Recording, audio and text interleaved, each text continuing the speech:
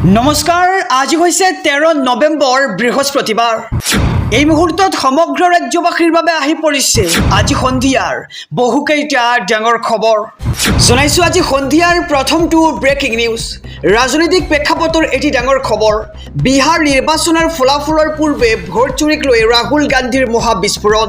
বিজেপিৰ বিৰুদ্ধে ভয়ংকৰ অভিযোগ আনিলে ৰাহুল গান্ধীয়ে আৰু বিজেপিৰ লাখ লাখ সদস্যই আন ৰাজ্যত গৈ ভোটদান কৰে বুলি এবাৰ ৰাহুল গান্ধীয়ে জনাইছে আৰু এই ভোট চুৰিৰ ঘটনা গাপ দিবলৈ সকলো প্ৰমাণ ডিলিট কৰি দিয়ে বিজেপিয়ে আৰু বিজেপি আৰু নিৰ্বাচন আয়োগে মুকলিকৈ ভোট চুৰি কাৰ্যত নামিছে বুলি এক প্ৰকাৰ বিস্ফোৰক মন্তব্য কৰিছে ৰাহুল গান্ধীয়ে।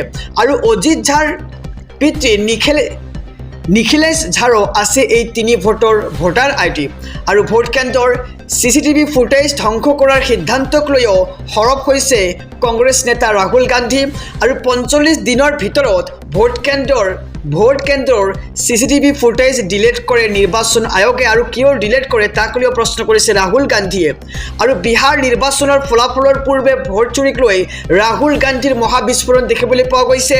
বিজেপিৰ বিৰুদ্ধে ভয়ংকৰ অভিযোগ আনিলে কংগ্ৰেছ নেতা ৰাহুল গান্ধীয়ে আৰু বিজেপিৰ লাখ লাখ সদস্যই আন ৰাজ্যত গৈ নকলিকৈ ভোটদান কৰে বুলি কৈছে কংগ্ৰেছৰ যুৱৰাজ ৰাহুল গান্ধীয়ে।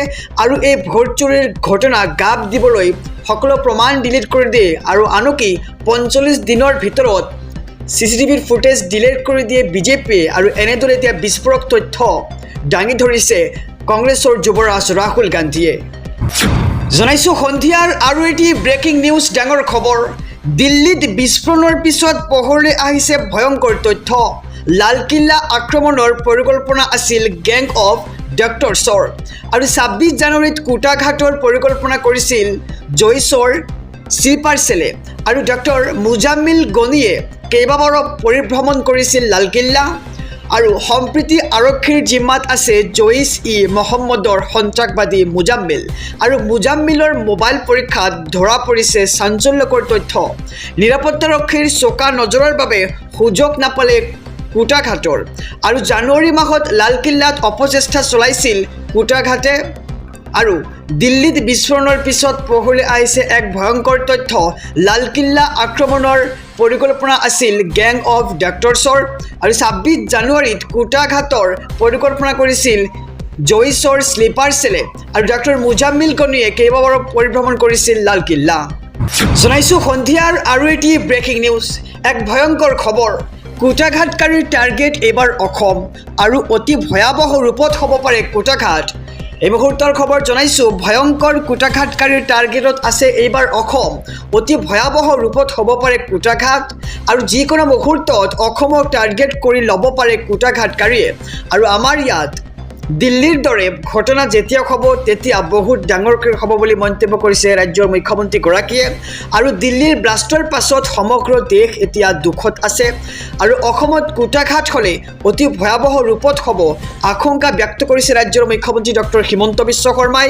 তেওঁ কৈছে যে অসমত বৰ্তমান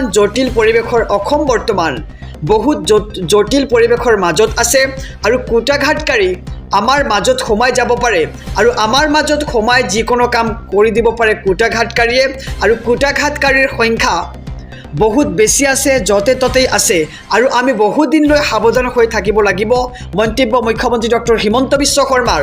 আৰু ভয়ংকৰ কোটাঘাটকাৰীৰ টাৰ্গেটত আছে এইবাৰ আমাৰ অসম আৰু অতি ভয়াৱহ ৰূপত হ'ব পাৰে এই কোটাঘাট আৰু যিকোনো মুহূৰ্তত অসমক টাৰ্গেট কৰি ল'ব পাৰে কোটাঘাটকাৰীয়ে। জনাইছো আৰু এটি ব্ৰেকিং নিউজ ডাঙৰ খবৰ। কাইলৈ ঘোষণা কৰা হ'ব বিহাৰ নিৰ্বাচনৰ ফলাফল আৰু এইবাৰ বিহাৰ কাৰ দখললৈ যাব। এক্সিট পোলৰ মতে এইবাৰ বিহাৰত কাৰ শাসন আহিব। এক ডাঙৰ খবৰ জনাইছো কাইলৈ ঘোষণা কৰা হ'ব বিহাৰ নিৰ্বাচনৰ ফলাফল আৰু 243খন আসনৰ বাবে চলিব ভোট গণনা।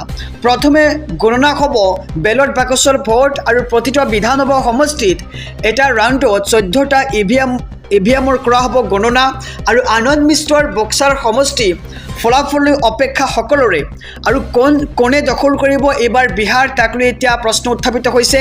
অধিকাংশ এক্সিট পোলৰ মতে বিহাৰত এইবাৰ NDAৰ চৰকাৰ আহিব বুলি ব্যক্ত কৰিছে আৰু 9টাকৈ এক্সিট পোল অনুসৰি পুনৰ বিহাৰত বিজেপি মিত্ৰজোঁটৰ চৰকাৰ হ'ব আৰু মেট্ৰিজে বিজেপি মিত্ৰজোঁটক দিছে 147ৰ পৰা 167খন আসন আৰু আৰজেডিক দিছে 70ৰ পৰা 90খন আসন আৰু জন সুৰজক দিছে 0ৰ পৰা 2খনকৈ আসন আৰু ইয়াৰ সমান্তৰালকৈ অন্যান্যক দিছে 2ৰ পৰা 8খনকৈ আসন আৰু NDTVৰ এক্সিট পল অনুসৰি NDA লাভ কৰিব 147খন আসন আৰু RJD কংগ্ৰেছ নেতৃত্বাধীন মহাগঠবন্ধন কেৱল 90খনতে সীমিত থাকিব আৰু জাগৰণ মহাপলৰ মতে NDA লাভ কৰিব 144খন আসন আৰু মহাগঠবন্ধন 94 আৰু অন্যান্য দলে লাভ কৰিব 5খনকৈ আসন আৰু চাণক্যৰ এক্সিট পল অনুসৰি NDA লাভ কৰিব 130ৰ পৰা 138খন আসন মহাগঠবন্ধনে লাভ কৰিব 100ৰ পৰা 108খন আসন আৰু অন্যান্য দলে লাভ কৰিব 3ৰ পৰা 5খনকৈ আসন আৰু পিপলছ প্লাছে বিজেপি মিত্ৰজোঁটক দিছে 133ৰ পৰা 159খন আসন আৰু মহাগঠবন্ধনক দিছে 75ৰ পৰা 101খন আসন আৰু জনসুৰাজ পাৰ্টিক দিছে 0ৰ পৰা 5খনকৈ আসন আৰু অন্যান্যক দিছে 2ৰ পৰা 8খনকৈ আসন আৰু পলছ ষ্টেজৰ মতে NDA লাভ কৰিব 133ৰ পৰা 148খনকৈ আসন আৰু মহাগঠবন্ধনে লাভ কৰিব 87ৰ পৰা 102 আৰু অন্যান্য দলে লাভ কৰিব 3ৰ পৰা 5খনকৈ আসন আৰু কাইলৈ যেহেতু ঘোষণা কৰা হ'ব বিহাৰ নিৰ্বাচনৰ ফলাফল আৰু এবাৰ কাৰ দখললৈ যাব বিহাৰ 243খন আসনৰ বাবে চলিব ভোট গণনা আৰু প্ৰথম গণনা হ'ব বেলট বাকচৰ আৰু তাৰ পিছতেই জনাইছো আৰু এটি ব্ৰেকিং নিউজ ডাঙৰ খবৰ ৰাজনৈতিক প্ৰেক্ষাপটৰ এটি ডাঙৰ খবৰ হিমন্ত বিশ্ব শৰ্মাৰ শাসন উফৰাবলৈ একগোট হৈছে তিনি গগৈ বিৰোধী ঐক্যৰ বৈঠকৰ পিছতেই বিজেপি চৰকাৰক হুংকাৰ এইবাৰ তিনি গগৈৰ হিমন্ত বিশ্ব শৰ্মাই কৰা অন্যায়ৰ পৰা অসমৰ ৰাইজক পৰিত্ৰাণ দিব লাগিব আৰু সেইবাবে 2026ৰ নিৰ্বাচন আমি ঐক্যবদ্ধভাৱে যুঁজিম আৰু সংবাদ মেলযোগে হিমন্ত বিশ্ব শৰ্মাক আক্ৰমণ গৌৰৱ গগৈৰ মুখ্যমন্ত্ৰীক লক্ষ্য কৰি ল'লে অজাপ নেতা অৰ্থাৎ অসম গণ পৰিষদৰ নেতা লুৰিণজ্যোতি গগৈয়ে আৰু হিমন্ত বিশ্ব শৰ্মাৰ অপশাসন উফৰাবলৈ আমি ঐক্যবদ্ধ হৈছোঁ আৰু বৈঠকৰ পিছত অখিল গগৈৰো এক বিস্ফোৰক মন্তব্য আৰু ঘাতকত পৰিণত হৈছে হিমন্ত বিশ্ব শৰ্মা আৰু অসমৰ ৰাইজক হিন্দু মুছলমানৰ ৰাজনীতিৰ পৰা মুক্তি দিয়া হ'ব আৰু আমি আটাইয়ে লগ হৈ বিজেপিক ব্ৰহ্মপুত্ৰলৈ দলিয়াই দিম বুলি এক প্ৰকাৰ বিস্ফোৰক মন্তব্য কৰিছে ক্ষমা কৰিব গৌৰৱ গগৈয়ে আৰু হিমন্ত বিশ্ব শৰ্মাৰ শাসন উফৰাবলৈ একগোট হ'ল এইবাৰ তিনি গগৈ বিৰোধী ঐক্যৰ বৈঠকৰ পিছতেই বিজেপি চৰকাৰক এইবাৰ হুংকাৰ প্ৰদান কৰিছে তিনি গগৈয়ে আহিছোঁ আন এক খবৰৰ মাজলৈ মিয়াক সমৰ্থন কৰি আমছুৱে বিচাৰিলে মিয়া জনগোষ্ঠীৰ স্বীকৃতি কৈছে যে মিয়াৰ সিদ্ধান্ত আল্লাই ল'ব মুখ্যমন্ত্ৰীয়ে নহয় আৰু আমাক আমাৰ অধিকাৰ লাগিবই এক ডাঙৰ খবৰ জনাইছোঁ মিয়াক সমৰ্থন কৰি আমছুৱে বিচাৰিলে মিয়া জনগোষ্ঠীৰ স্বীকৃতি আৰু মিয়াৰ সিদ্ধান্ত আল্লাই ল'ব মুখ্যমন্ত্ৰীয়ে নহয় মিয়া শান্তিত থাকিব নে অশান্তিত থাকিব আল্লাই সিদ্ধান্ত ল'ব বুলি এক প্ৰকাৰ মন্তব্য কৰা পৰিলক্ষিত হৈছে আৰু সংখ্যালঘু ৰাইজে ভয় নকৰে মুখ্যমন্ত্ৰীলৈ মুখ্যমন্ত্ৰীৰ যিমান অধিকাৰ আলী আহমেদৰ সিমানেই অধিকাৰ আছে আৰু আমাক আমাৰ অধিকাৰ লাগিবই যদি আমাক অধিকাৰ নিদিয়ে তেন্তে সাব্যস্ত হ'ব বিশাল প্ৰতিবাদ যদি মিয়াৰ কাৰণে ইমানেই চিন্তা তেন্তে মিয়া জনগোষ্ঠীক স্বীকৃতি দিয়ক হিমন্ত বিশ্ব শৰ্মাই আৰু মিয়াৰ পক্ষলৈ পুনৰ আমছুৱে বিচাৰিলে মিয়া জনগোষ্ঠীৰ স্বীকৃতি আৰু মিয়াৰ সিদ্ধান্ত আল্লাই ল'ব মুখ্যমন্ত্ৰীয়ে নহয় মিয়া শান্তিত থাকিব নে অশান্তিত থাকিব আল্লাই সিদ্ধান্ত ল'ব মুখ্যমন্ত্ৰীয়ে নহয় জনাইছোঁ আৰু এটি ব্ৰেকিং নিউজ 6 জনগোষ্ঠীক জনজাতিকৰণ দিলেই বিপদ হ'ব হিন্দুত্ব ত্যাগ কৰিব 45 লাখ জনজাতীয় লোকে আৰু হিন্দু বিৰোধী স্থিতি ল'ব জনজাতীয় লোকে এক ডাঙৰ খবৰ জনাইছোঁ ৰাজ্যবাসীক হিন্দু বিৰোধী স্থিতি ল'ব জনজাতীয় লোকে আৰু হুংকাৰ ৰাভা হাছং পৰিষদৰ মুখ্য কাৰ্যবাহী সদস্য টংকেশ্বৰ ৰাভাৰ আৰু টংকেশ্বৰ ৰাভাৰ মন্তব্যই কঁপাইছে এতিয়া দিছপুৰ 6 জনগোষ্ঠীক জনজাতিকৰণ দিলেই হিন্দুত্ব এৰি দিব জনজাতীয় লোকে আৰু 45 লাখ জনজাতীয় লোকে একেলগে ক'ব আমি হিন্দু নহয় হিন্দুত্ব ত্যাগ কৰিব 45 লাখ জনজাতীয় লোকে আৰু দিছপুৰ চৰকাৰ সাৱধান জনজাতীয় লোকক যদি নোহোৱা কৰিম বুলি ভাবিছে তেন্তে ভুল ভাবিছে 26ত বিজেপি চৰকাৰক বিদায় দিয়া হ'ব আৰু 2026ত 40টা সমষ্টিয়েই বিজেপিৰ পৰা আঁতৰি যাব আৰু এই 40টা সমষ্টি হিমন্ত বিশ্ব শৰ্মাও শৰ্মায়ো বচাই ৰাখিব নোৱাৰে আৰু কোনেও বিজেপি চৰকাৰক ৰক্ষা কৰিব নোৱাৰিব। ট্ৰাইবেল জাগিছে, ট্ৰাইবেল জাগিবই। আৰু মহাবিস্ফোৰণ ট্ৰাইবেল নেতা টংকেশ্বৰ ৰাভাৰ। হিন্দু বিৰোধী স্থিতি ল'ব জনজাতীয় লোকসকলে আৰু হুংকাৰ ৰাভা হাছং পৰিষদৰ মুখ্য কাৰ্যবাহী নেতা টংকেশ্বৰ ৰাভাৰ। আৰু টংকেশ্বৰ ৰাভাৰ মন্তব্য কঁপাইছে এতিয়া সমগ্ৰ দিশপুৰ। নিউজ ডিচিক ফ্ৰী হেণ্ড চৰকাৰৰ বেদখল দেখিলেই চলাব পাৰিব উচ্ছেদ।